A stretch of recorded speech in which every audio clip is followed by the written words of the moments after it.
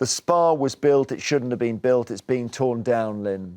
Yeah, so demolition workers have had to attend. Now, this construction was supposed to be, and this is why it's a little bit of a dampener on his whole legacy.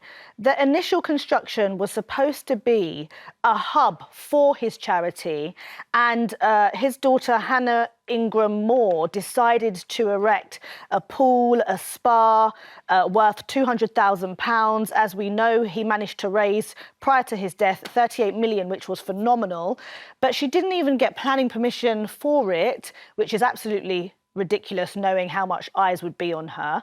But then she tried to apply for retrospective planning permission, which is something when you erect something, but you try to ask later on. It was rejected, and now they're going to demolish it. Yeah, I'm so conflicted because she was so lovely to this show when Captain Tom was alive, and he came on a lot, and she did too.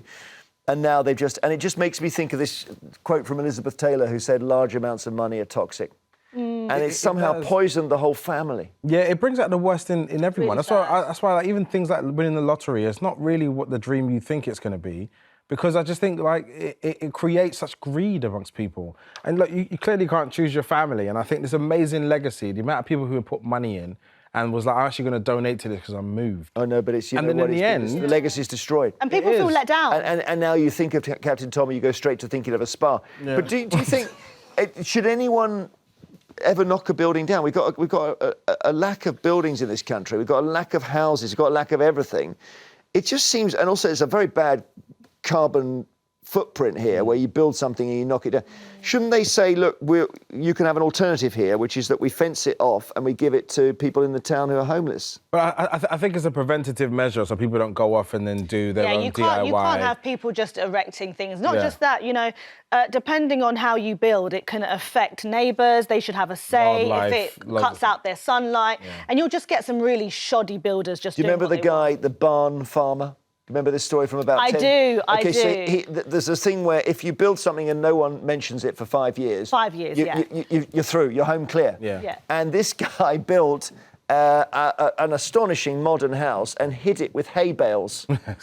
And then somebody saw it from behind or something, but he had to take it down.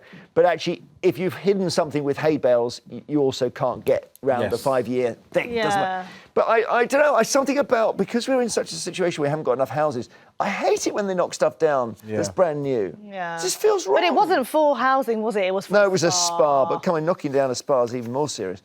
So there's an incredible story. If you want to know more, I can tell you there's an update of a brilliant documentary which is on this channel. It's called Captain Tom, What Happened Next?